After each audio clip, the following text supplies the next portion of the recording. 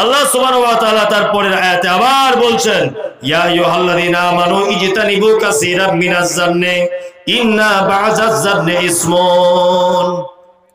এই তোমরা যারা ঈমান এনেছো শোনো, তোমরা এক অপরের বিরুদ্ধে গীবত, পরনিন্দা, ধারণা এইগুলো করিও না। নিশ্চয়ই ধারণা করে কথা বলা মহাপাপ। ধারণা করে কথা বলা কি মহাপাপ। কারোর ব্যাপারে ধারণা করে কথা বলতে কি একদমই যাবেন না, পাপ হয়ে যাবে। আল্লাহ তাআলা বলছেন, ইয়া আইয়ুহাল্লাযীনা আমানু ইজতানিবু কাসীরাম মিনাজ জান্নি ইন্না বা'যাজ জান্নি ইসমুন। এই তোমরা যারা ঈমান এনেছো শোনো, কারোর ব্যাপারে ধারণা করে কথা বলতে যেও না। ধারণা মহাপাপ। ধারণা কত পাপ, এই দেখুন ধারণা করলে কত বিপদ হয়। একটা লোক কোর্টে তার বড় ছেলেকে নিয়ে ঘুরছে, কোর্টে তার বড় বেটাকে নিয়ে কোর্টে ঘুরছে মালদাতে। তা গ্রামের একটা লোক দেখতে পেয়েছে যে ওরা বাপ বেটা দুজনা কোর্টে ঘুরছে। যে দেখতে পেয়েছে ও এসে ছোট ছেলেকে বলছে, রে একটা শোন, একটা কথা বলবো তোকে। বলছে কি? বলছে তোর আব্বা তোর বড় ভাইকে জমি জায়গা সব লিখে দিচ্ছে। আমি এই মাত্র দেখে এলাম। যে তুই কি করে বুঝলি? বলছে আমি মালদায় ছিলাম তো, ওর বাপ বেটা দুজনে কোর্টে ঘুরছে। এই তখন দেখছে বাবা আমার জমি জায়গা সব লিখে দিল। 3.5 হাত একটা বাঁশ মোটামুটি তেল মাখিয়ে রেডি করে রেখেছে যে বড় ভাইকেও আজকে মার্ডার করবো, বাপকেও করবো। দরজার সাইডে দাঁড়িয়ে আছে, বাপ ঢুকেছে, মেরেছে ফাম করে একবারই, মাথা ফেটে রক্ত বার হচ্ছে। বড় ভাই তখন বলছে, আরে সর্বনাশ, বাপ মালিকান রে। বলছে ও আমাকে বাদ দিয়ে জমি লেখা?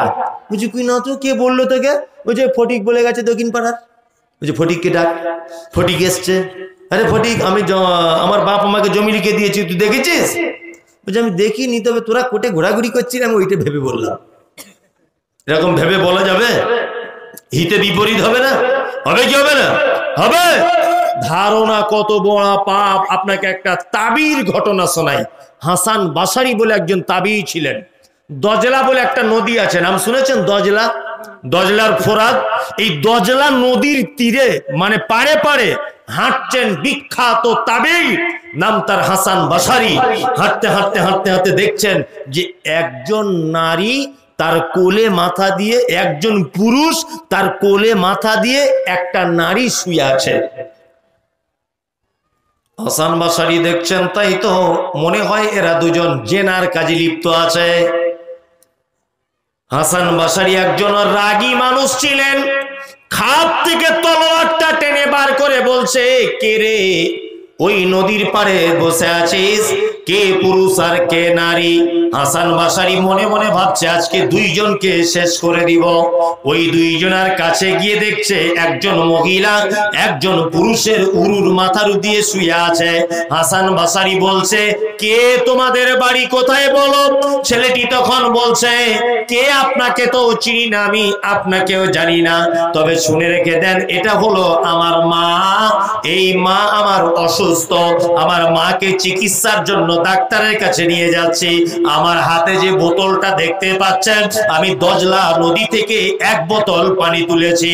আমার মার অসুখ বেড়ে গেছে, আমার মা আমার উরুতে মাথা দিয়ে শুয়ে আছে, আমার মা রেস্ট করছে, আমার মা একটু বিশ্রাম করছে, এই জন্য আমার মা আর আমি দুজনা শুয়ে আছি। হাসান বাসারি তখন সেজদায় লুটিয়ে গিয়ে বলছে, আল্লাহ আমি যদি আজ তলোয়ার চালিয়ে দিতাম, কিয়ামতের মাঠে কেমন করে তোমার কাছে জবাব দিতে পারতাম না। এটা বড় ধারণার পাপ হয়ে যেত। ওই জন্য বন্ধুরে আমার, ধারণা করে কোনো কথা বলিয়েন না। আল্লাহ তাআলা বলছেন, ইয়া আইয়ুহাল্লাযীনা আমানু ইজতানিবু কাসীরাম মিনাজ জান্নি ইন্না বা'যাজ জান্নি ইসমুন তোলা তাজাসসু। আল্লাহ তাআলা বলছে তোমরা কি করো? কারো দোষ ত্রুটিকে খুঁজে বার করেও না। যদি তুমি কারো দোষ ত্রুটিকে জানো তাহলে ঢেকে দেওয়ার চেষ্টা করে দাও।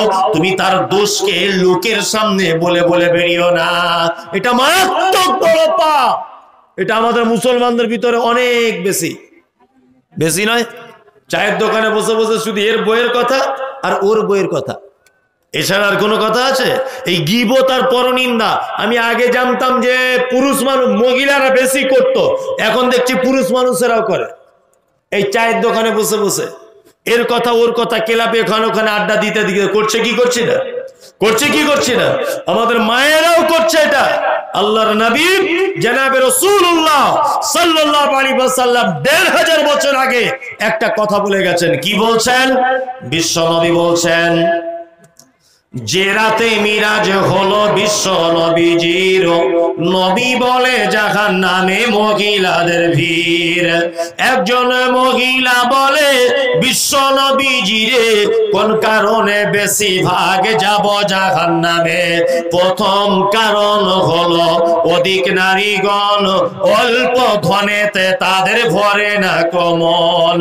দ্বিতীয় কারণ হলো অধিক নারীগণে ঝগড়া জাতি বেশি করে এক অপরের সনে, গীবত যে বেশি করে এক অপরের তরে, এহেন কারণে নারী যাবে জাহান্নামে।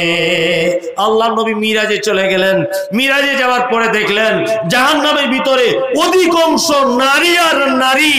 আল্লাহ নবী সাল্লাল্লাহু আলাইহি ওয়াসাল্লাম ফেরত এলেন। ফেরত আসার পরে বক্তব্য রাখতে রাখতে বলছেন, ইয়া মাশারান নিসা তাসাদদাকনা তাসাদদাকনা, এই নারীরা তোমরা বেশি করে সাদকা করো, বেশি করে দান করো, কারণ আমি তোমাদের অধিকাংশকে জাহান্নামের ভিতরে দেখে এলাম। একজন মহিলা বলছেন, আল্লাহর নবী আপনি যে আমাদেরকে জাহান্নামের ভিতরে দেখলেন তার কারণ কি? বিশ্ব নবী তিনি বলছেন, প্রথম কারণ হচ্ছে এই অল্প জিনিসে তোমাদের মন ভরে না।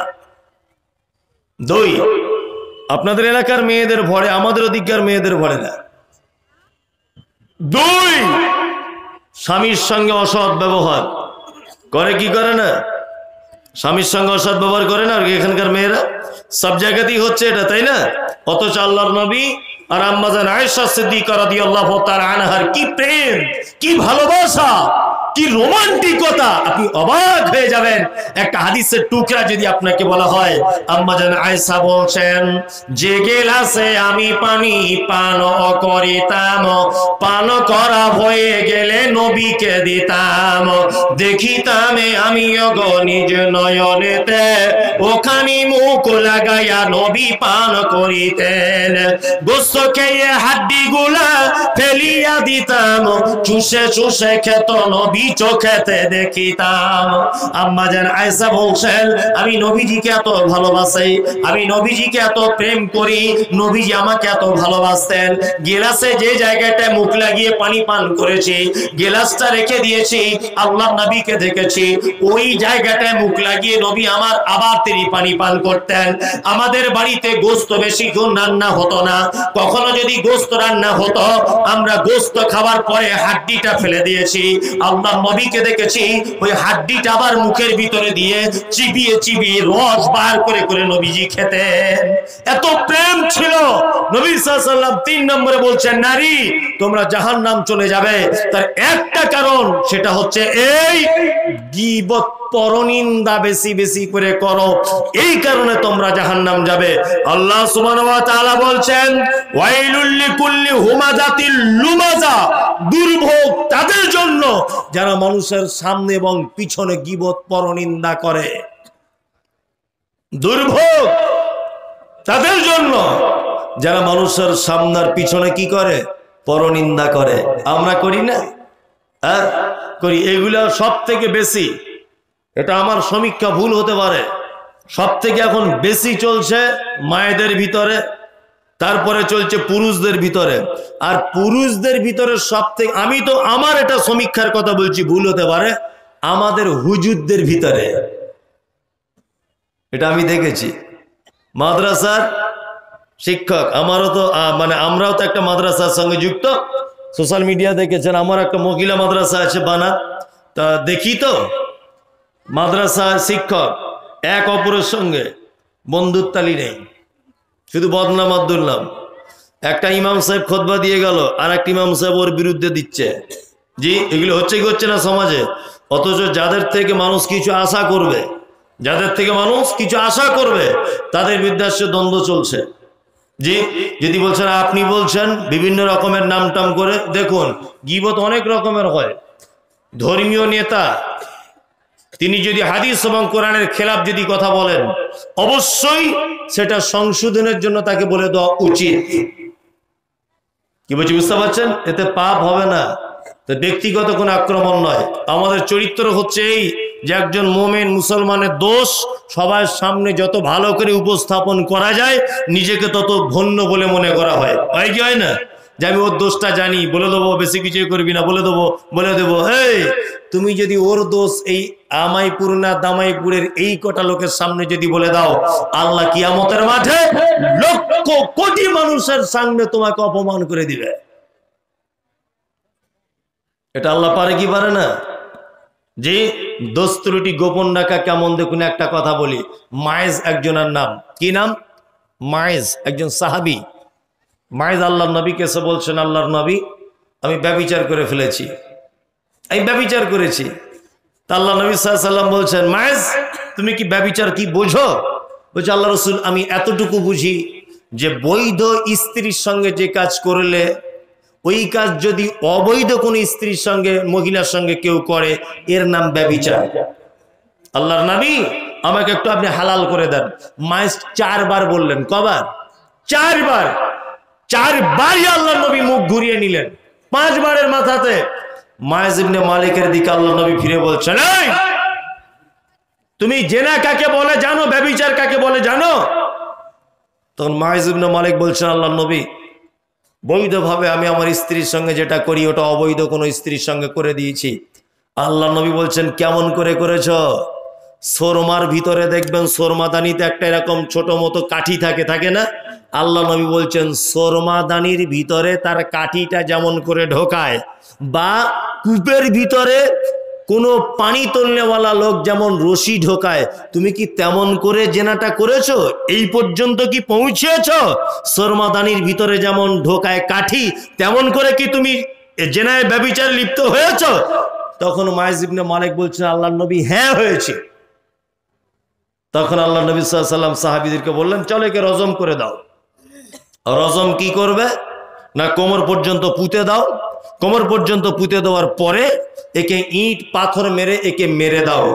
ইট পাথর মারা চলছে, এই সময়তে 2 জন সাহাবী এক অপরের সঙ্গে বলা কওয়া করছেন। কি বলা কওয়া করছেন? যে দেখ লোকটা কত বড় বোকা, এতদিন পর্যন্ত মায়েজ ইবনে মালিক ভালো ছিল, এ কেন নিজের দোষটাকে প্রকাশ করতে গেল?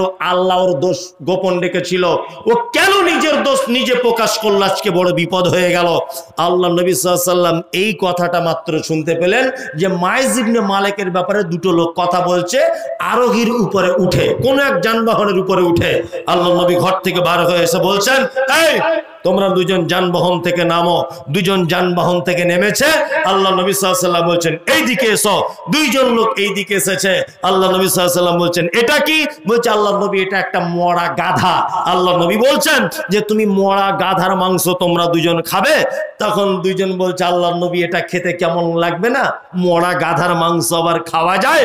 আল্লাহ নবী সাল্লাল্লাহু আলাইহি ওয়াসাল্লাম বলছেন, তোমরা যেমন মরা গাধার মাংস খেতে যেমন অপছন্দ করো, তুমি তোমার মৃত ভাই বা জীবিত ভাইয়ের নামে কথা বলা থেকে ততটাই অপছন্দ করো। আল্লাহ তাআলা পবিত্র কোরআনে তিনি বলছেন, ওয়ালা তাজাসসু ওয়ালা ইয়াগতাব বাযুকুম বাযান আইয়ুহিব্বু আহাদুকুম আন ইয়াকুলা লাহমা আকিহি মাইতান ফাকারিহতুমুহু। আল্লাহ তাআলা বলছেন, তোমরা কি তোমাদের মৃত ভাইয়ের মাংস কি খেতে পছন্দ করো? আপনার ভাই মারা গেল, মারা যাওয়ার পরে তার গোশত যদি রান্না করে দেওয়া হয়, আপনি এটা পছন্দ করবেন? করবেন না তো, কখনোই করবেন না। তা আল্লাহ নবী সাল্লাল্লাহু আলাইহি ওয়াসাল্লাম বলছেন, তোমার ভাইয়ের দোষ ত্রুটি তুমি মানুষের সামনে বলিও না, অবশ্যই তুমি ততটা পছন্দ করবে যতটা তোমার ভাইয়ের কথা বলতে তুমি পছন্দ করবে। আল্লাহ তাআলা বলছেন, ওয়াত্তাকুল্লাহ ইন্নাল্লাহা তাওয়াবুর রহিম, তোমরা আল্লাহকে ভয় করো, ইন্নাল্লাহা নিশ্চয় আল্লাহ তওবা কবুলকারী এবং তিনি অতীব দয়ালু। যদি আপোসের ভিতরে গীবত হয়েই যদি যায়, আচ্ছা বলুন তো, কারোর নামে গীবত করলে তার কাছে ক্ষমা চাইবেন কেমন করে? তার তো একটা পদ্ধতি আছে। কোন পদ্ধতি সালফে সালেহিনদের ভিতরে নেই। আল্লাহ নবী সাল্লাল্লাহু আলাইহি ওয়াসাল্লাম এই পদ্ধতির ব্যাপারে কিছু বলেননি। তবে একটা কথা আপনাকে বলতে পারি, তাফসীর ইবনে কাসিরের ভিতরে বলা হয়েছে যে কারোর বিরুদ্ধে যদি কেউ যদি গীবত যদি করে, একটাই রাস্তা, যার বিরুদ্ধে গীবত করা হচ্ছে যে মজলিসে হয়েছে, এই রকম কোন মজলিসে তার সুনাম করে দিতে হবে। কি বললাম বুঝলেন না? মসজিদে এসার নামাজের পরে একটা লোকের দুর্নাম করেছেন, এটা তো পাপ হয়েছে। হ্যাঁ, তারপরের দিন আপনি বুঝতে পেরে গেলেন যে এটা তো মারাত্মক পাপ হয়েছে, আপনি আবার এসার নামাজ পড়ে ওই লোকটা সুনাম করে দেন। বেশি বেশি করে নাম করুন, অনেক বেশি সুনাম করুন, দেখবেন ইনশাআল্লাহুল আজিজ ওই লোকটার কাছ থেকে আপনি মাপ পাবেন, আল্লাহ আপনাকে মাপ করে দিবে। কারণ আল্লাহ নবী সাল্লাল্লাহু আলাইহি ওয়াসাল্লাম বলেছেন, পৃথিবীতে অনেক পাপের মধ্যে একটা পাপ, তার নাম গীবত। এটা মারাত্মক বড় পাপ। কত বড় পাপ জানেন? পাপের একটা অংশ আপনাদেরকে বলে দিই। আল্লাহ নবী সাল্লাল্লাহু আলাইহি ওয়াসাল্লাম মিরাজের রাত্রিতে যাচ্ছেন, যেতে যেতে অনেক ঘটনা ঘটেছে। একটা ঘটনা হচ্ছে এই, একটা লোককে তিনি দেখতে পেলেন, যে লোকটাকে রক্তের নদীতে ফেলে দেওয়া হয়েছে, আর লোকটা বারবার নদীর পাড়ে আসার চেষ্টা করছে, আর ফেরেশতারা বড় বড় পাথর নিয়ে রয়েছে, বড় বড় পাথর লোকটার মাথাতে মারছে, মাথাটা চৌচির হয়ে যাচ্ছে, আর আবার মাথাটা ভালো হয়ে যাচ্ছে। বিশ্বনবী জিজ্ঞাসা করছেন, এই লোকটাকে যার বারবার মাথাটাকে চৌচির করে দেওয়া হচ্ছে, বারবার ভেঙে দেওয়া হচ্ছে, আবার ঠিক হয়ে যাচ্ছে। তখন আল্লাহ নবী সাল্লাল্লাহু আলাইহি ওয়াসাল্লামকে জানানো হলো, এটা আর কেউ নয়, এটা হচ্ছে সুদখোর, যে সুদের টাকা খেত। এটা মালদা জেলাতে চলে, সুদ খুব চলে। দামাইপুরে চলে, চলে। সুদের টাকাও খায়, মসজিদেও যায়, সুদের টাকাও খায়, আবার মসজিদেও যায়, নামাজও পড়ে। আল্লাহু আকবার। আগে তো জানতাম যে মহিলারা, পুরুষ মানুষরা খেত, এখন আমার খালারাও আবার ধরেছে, কাঁধে ব্যাগ নিয়ে ছুটছে। যাচ্ছ কোথায়? বলছে শনির ভরে যাচ্ছি। যাচ্ছে না? আরে পুরুষ মানুষ ভেড়া বাড়িতে বসে আছে, এই বাড়িতে বসে আছে, আর ওর বউ বন্ধন থেকে টাকা এনে দিচ্ছে আর খাচ্ছে। আল্লাহু আকবার। আল্লাহ তুমি জাতিকে হেফাজত করো, আমিন। সুদ মারাত্মক বড় পাপ। সুদের সব থেকে ছোট যেটা পাপ, সেটা হচ্ছে নিজের মায়ের সঙ্গে জিনা করলে যে পাপ। আল্লাহু আকবার। এক দিরহাম বা এক দিনার যদি কেউ সুদ খায়, তা মায়ের সঙ্গে ব্যভিচার করলে যে পাপ হবে, ওই পাপ। কে কার কথা শোনে বলুন? কেউ কারো কথা শোনে? কেউ কারো কথা শোনে না। বক্তাও শোনে না, শ্রোতাও শোনে না, আমরা সবাই একই লেভেলের হয়ে গেছি। জি, বিশ্ব নবী সাল্লাল্লাহু আলাইহি ওয়াসাল্লাম আরেকটু এগিয়ে গেলেন। এগিয়ে যাবার পরে দেখছেন একটা লোক, তার হাতের নখগুলো তামা দিয়ে তৈরি করা, এই নখ দিয়ে নিজের মুখের গোশতগুলো ছাড়িয়ে ফেলছে। আল্লাহু আকবার, আল্লাহু আকবার। জিবরিল আমিনকে জিজ্ঞাসা করা হলো, লোকটি কে? তখন জিবরিল আমিন বলছেন, আল্লাহর নবী, এটা আপনার উম্মতের ওই লোকটা যে চগলখড়ি করত, যে দু নম্বরী কথাবার্তা বলতো, এর ওর কথা লাগিয়ে দিত, পরনিন্দা গীবত করত। এই লোকটার আযাব কিয়ামত পর্যন্ত একই ভাবে হতে থাকবে। আল্লাহু আকবার। মারাত্মক বড় পাপ। এটা মাদ্রাসার জলসা, তাই তো? মাদ্রাসার জলসা।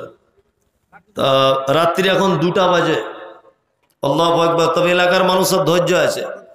আমি সাপ ব্যাং যাই কিছু বলেছি, মানুষ কিন্তু দেখিলেনি, মানুষ সব বসেই আছে। মানে আপনাদের এলাকায় 2টা-3টা পর্যন্ত জলসা হয় নাকি? তা আমার পরেও তো আর একটা বক্তা আছে, 4টা পর্যন্ত। আল্লাহু আকবার। যাই হোক, জলসা শোনা ভালো। ফজরের মসজিদের আজান দেওয়ার লোক হবে তো, বিপদ হয়ে যাবে না তো? জি, আমাদের শোনার ব্যাপারে খুব সুন্দর আমরা, কিন্তু আমলের ব্যাপারে নেই। আছে নাই? ছোট্ট একটা আমলের কথা বলে দিব, ইনশাল্লাহ আজকে থেকে করব, ইনশাল্লাহ, ইনশাল্লাহ। এবার যারা বসে আছেন নড়াচড়া করিয়েন না, এটা মাদ্রাসার জলসা বলে আমলটা বলে দিচ্ছি। আচ্ছা বলুন তো, পৃথিবীতে কোনো মানুষের মাধ্যমে যদি জান্নাত যাওয়া যায়, তাহলে সেই মানুষটার নাম কি? মুহাম্মদ সাল্লাল্লাহু আলাইহি ওয়াসাল্লাম। উনি নবী, উনি হচ্ছেন অসাধারণ মানুষ, তাই তো? আর সাধারণ মানুষের ভিতরে জান্নাতে যাওয়া যায় কার মাধ্যমে? মানে ভয়ে বলতে পারছে না যে গোলমাল হয়ে যায়। আরে ভাই, গোলমাল হলে হলো, আমি তো মারবো না, মা বাবার জন্য, তাই তো? মা বাবার। আল্লাহু আকবার। যারা বসে আছেন এই বক্তব্যের এই অংশটা শুনে বাড়ি চলে যান, আর 2টা বাজে আমিও বাড়ি চলে যাব। আচ্ছা, আপনাদের এলাকাতে বয়সকালে বুড়ো বয়সে বাপ মায়েরা কেমন সিস্টেমে খাওয়া দাওয়া করে? পালি পালি মানে ইমাম সাহেবের মতো, তাই না? হ্যাঁ হ্যাঁ, 15 দিন করে, মানে যদি 16 দিন হয়ে যায় তো বড় বড় চোখ বার করে বৌমারা, আবার মিষ্টি করে বলে, আব্বা আমাদের তরকারি কি খুব মিষ্টি, মিষ্টি করে বলে। পোতাকে দিয়ে বলা করায়, তো দাদু কি ক্যালেন্ডার দেখে খেতে পারেন? আজকে 17 দিন হয়ে গেল, বলছে কি বলছে না, বলে এই ঘটনা ঘটছে, ঘটছে কি ঘটছে না ঘটছে। আল্লাহু আকবার। যারা বসে আছেন ভদ্র হয়ে বসুন, নড়াচড়া করবেন না। আমি একটা ইম্পর্টেন্ট কথা বলে দিয়ে চলে যাব। এক, আপনার 4 ভাই দিল্লিতে কাজ করেন, স্টেজ এবং স্টেজের বাইরে নীরবতা পালন করুন অবশ্যই। 4 ভাই দিল্লিতে কাজ করেন, ঈদের 1 সপ্তাহ আগে বাড়ি আসবেন। তা আপনার স্ত্রীকে ফোন করছেন, হ্যালো সাবিনা, মঙ্গলবারে গাড়িতে উঠবো, তোমার জন্য কিছু নিয়ে যেতে হবে। বলছে আমার জন্য একটা ঢাকাই শাড়ি আনবে, কিন্তু লাল টকটকে কালার, মেয়ের জন্য পাখি চুড়িদার, আর আমার বোনের জন্য একটা পাখি চুড়িদার, আর আমার ভাইয়ের জন্য একটা জিন্স প্যান্ট, আর আমার বেটার জন্য একটা ফুল প্যান্ট। যে ঠিক আছে। 4 ভাই শপিং মলে গেছে কেনাকাটা করতে, যে যার মতো বাড়ি চলে আসবে। ওর স্ত্রী আবার ফোন করেছে দামাইপুর থেকে, হ্যালো কোথায় আছো? না জামা কাপড় কিনছি, সবার কেনা হয়ে গেছে।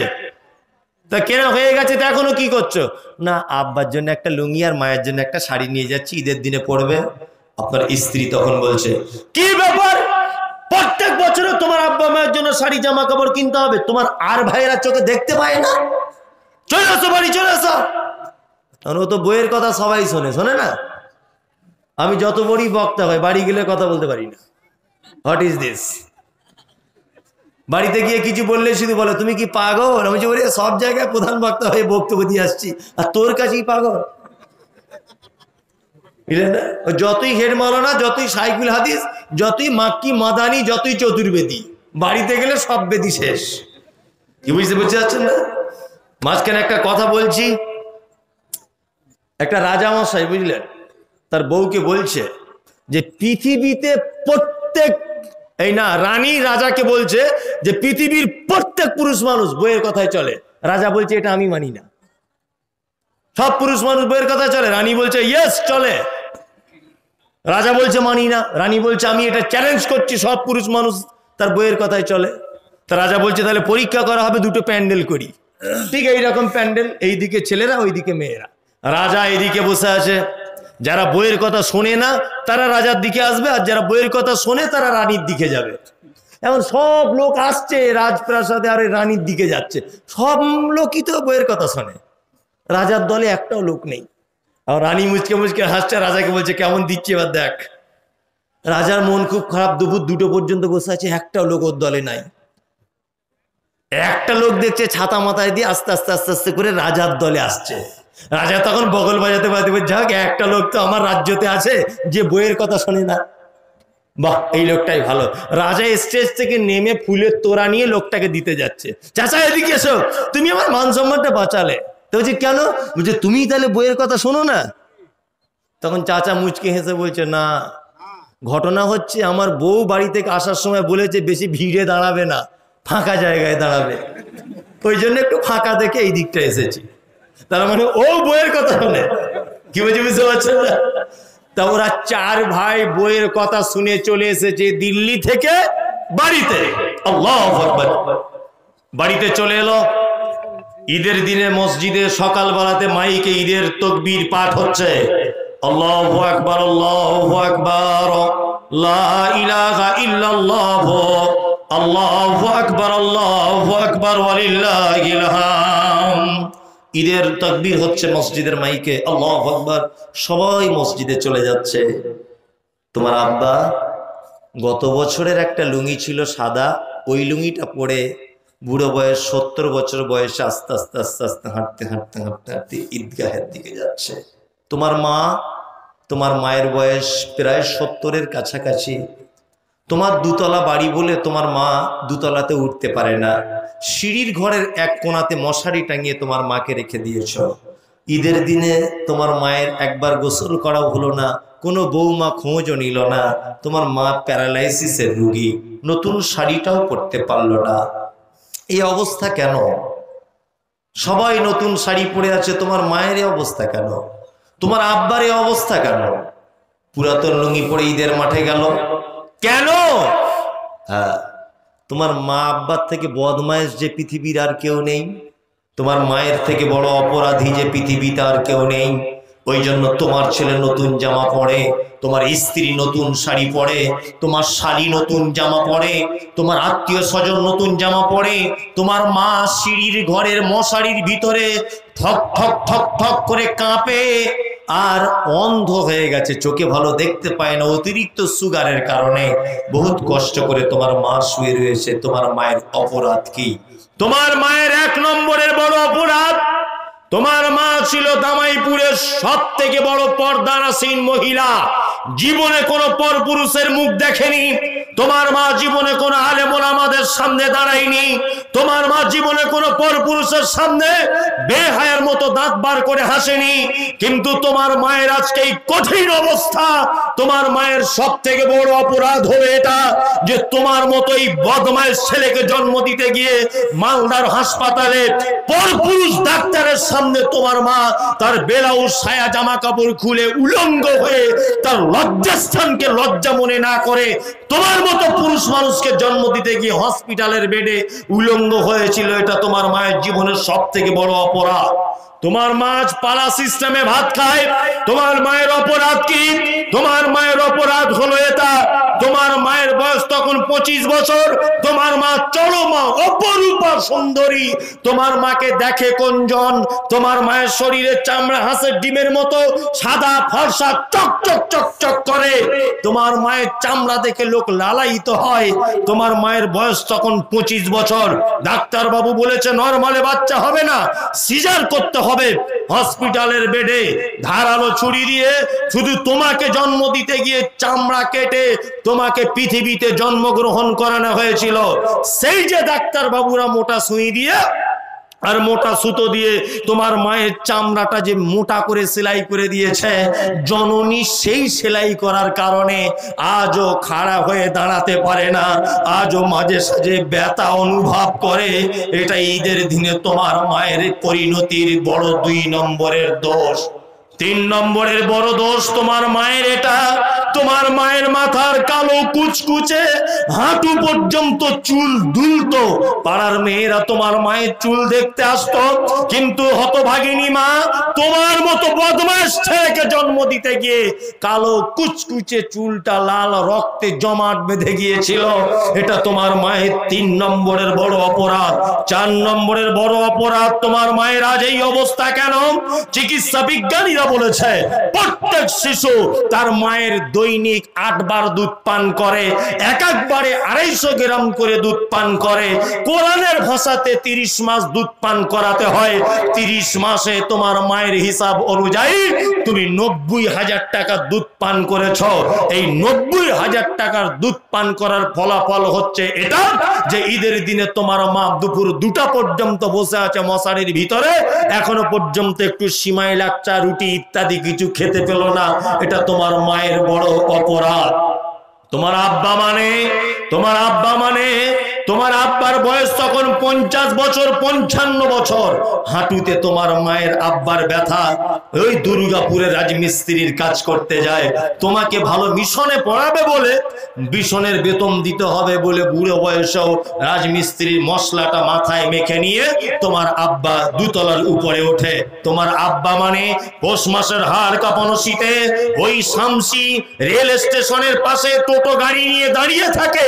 রাত্রি 12টার সময় একটা প্যাসেঞ্জার নামবে, 200 টাকা পাবে, তার বাড়িতে পৌঁছে দিয়ে আসবে। সকালবেলা তো তোমার স্কুলের বেতন দিতে হবে। এটার নাম হচ্ছে তোমার আব্বা। পবিত্র আল কোরআন বলে ইয়াসআলুনাকা মাযা ইউনফিকুন কুল মা আনফাকতুম মিন খাইরিন ফালিল ওয়ালিদাইন ওয়াল আকরাবিন ওয়াল ইয়াতামা ওয়াল মাসাকিন ওয়া বনিস সাবিল ওয়া মা তাফআলু মিন খাইরিন ফা ইন্নাল্লাহা বিহি আলিম। পবিত্র কোরআন আল্লাহ তাআলা নবীকে বলছেন, নবী আপনাকে যারা জিজ্ঞাসা করছে পৃথিবীতে যত দানের জায়গা আছে, সারা পৃথিবীতে যত উত্তম দানের খাদ আছে, আপনাকে যারা জিজ্ঞাসা করছে আপনি তাদেরকে বলে দেন, কুল মান ফাকতুম মিন খাইরিন ফালিল ওয়ালিদাইন ওয়াল আকরাবিন ওয়াল ইয়াতামা ওয়াল মাসাকিন ওয়াবনিস সাবিল ওয়া মা তাফআলু মিন খাইরিন ফাইন্নাল্লাহা বিহি আলিম। নবী আপনি বলে দেন, সারা পৃথিবীতে তোমরা যত খাদে ব্যয় করো, মাদ্রাসায় ব্যয় করো, মসজিদে ব্যয় করো, মক্তবে ব্যয় করো, অনাথ আশ্রমে ব্যয় করো, কবরস্থানে ব্যয় করো, এতিম দুস্থ অনাথ ফকিরদের কাছে দান করো। আল্লাহর কোরআন বলছে, কুল মান ফাকতুম মিন খাইরিন ফালিল ওয়ালিদাইন ওয়াল আকরাবিন ওয়াল ইয়াতামা ওয়াল মাসাকিন ওয়াবনিস সাবিল ওয়া মা তাফআলু মিন খাইরিন ফাইন্নাল্লাহা বিহি আলিম। নবী আপনি বলে দেন, সারা পৃথিবীর মানুষ যত দান করে, যত জায়গাতে দান করে, তার মধ্যে উত্তম দানের জায়গা হলো সে তার পিতামাতার জন্য যেটা খরচা করে, এর থেকে উত্তম দান আর কোনো দান নাই। আমি মমতাজুল ইসলাম আপনাকে কথা আবার বলছি, আপনি দামাইপুর মাদ্রাসায় 1000 টাকা দান করলেন, ধরে নেন 10টা নেকি হলো। বাড়ি যাবার সময় আপনার মায়ের জন্য একটা ওড়নার দোকান থেকে 2টো ওড়না কিনে যান, 10 লক্ষ নেকি হবে ইনশাআল্লাহ কোরআনের এই ভাষাতে। 20 জন মানুষ অন্তত পক্ষে বলুন যাদের আব্বা মা মারা গেছে, কবরের মাঝখানে বাঁশ বাগানের কোনায় কুইন্টাল কুইন্টাল মাটি বুকের উপরে চাপিয়ে দিয়ে চলে এসেছেন। গভীর রাত্রি এখন 2টো বাজে, আপনার মা বড় আফসোস করে কবরে বলছে, বেটা মাদ্রাসার জলসাতে বসে আছিস, আমি গুনাতে ফেঁসে আছি, আমার জন্য কেন কিছু দান করিস না? মা বাপ যাদের বেঁচে আছে আপনার আব্বা মায়ের জন্য দান করুন, যাদের আব্বা মা মারা গেছে অবশ্যই তাদের জন্য সাদকা করুন। 20 জন মানুষ অন্তত বলুন, বেশি টাকা চাইবো না, যে আমি 2000 টাকা দিব মাদ্রাসাতে আল্লাহর রাস্তায় আব্বা মায়ের নামে, আমি 10,000 টাকা চাইনি, 2000 টাকা বলুন। একটা লোক বলুন তো দেখছি আমার আব্বা মায়ের জন্য দিব 2000 টাকা বা 1000। একটা লোক বলুন কেউ আছেন যে 1000 টাকা দিব? মাশাআল্লাহ একজন। আরে আব্বা মায়ের জন্য দিবেন না? যেদিকে ফিরেছেন সেদিকে দুধ ধরে টেনেছেন আর চুষেছেন। আল্লাহু আকবার। 2000 টাকা দিছে, জি ও নগদ 1000 আর 1000 টাকা দিবে। জি একটু এখান থেকে সরে যাও। বিনীত অনুরোধ, অন্তত 10-20 জন, এগুলো বলতে হয় প্রতিষ্ঠানে জলসা, বুঝতে পারছেন। যদিও আমাকে কিছু বলেনি কমিটি, কিন্তু তারপরেও আমার একটা দায়িত্ব কর্তব্য আছে, তাই না? মাদ্রাসাগুলো এইভাবেই চলে, আপনারা দেন বলেই চলে, দেন। জি মাশাআল্লাহ, সব আব্বা মায়ের জন্য যারা দিবেন। এত রাত বক্তা নিয়ে আসুন, না তো লোকগুলো চলে যাবে, বক্তা নিয়ে আসুন, হ্যাঁ চলে আসুন। মাশাআল্লাহ মাশাআল্লাহ, এগুলো আব্বা মায়ের জন্য দেন, আর কারোর জন্য দেওয়া লাগবে না। আসুন, পৃথিবীর সব থেকে শ্রেষ্ঠ দানের কথা বলছি। আব্দুল তওয়াব 1000, মা বাবা স্ত্রীর জন্য 1500 টাকা। আর একজন বক্তা আছে ভাই, একজন বক্তা আছে, আপনারা যাচ্ছেন কেন? বসুন একটু। ঝাড়খণ্ডের বক্তা, মাশাআল্লাহ, গলার কণ্ঠ খুব সুন্দর। ওনার 2000। মোস্তাফিজুর ভাই 2000 টাকা, এই না? জি আর কারা আছেন দেন। আরে অন্তত 10 টাকা, 5 টাকা, 20 টাকা, যার কাছে যা আছে তাই দেন। মাশাআল্লাহ, 2 জন 2টো কোরআন মাজিদ। ও আর একজন দিয়েছেন 2000 টাকা, মাশাআল্লাহ। আর একজন 2000 টাকা। এ ভাই দেন, মায়েরা যারা আছেন দেন। ইয়া রব্বানা ইয়া রব্বানা মরর দোলাল মোদের গিলাল আরে আসবে না, মক্কায় নবীর জন্ম হলো। দেন সবাই দেন, সবাই দেন, মাশাআল্লাহ দেন, সবাই দেন। আল্লাহু আকবার। দেন, দানের একটা প্রতিযোগিতা। আব্বা মায়ের জন্য দেন, 10-20 টাকা থাকলে তাই দেন, তাই দেন, 10-20 টাকা তাই দেন, অসুবিধা কিছুই নেই। যার কাছে যা আছে তাই দেন। না দেওয়াটা কৃপণতা, আর কিছু দেওয়াটা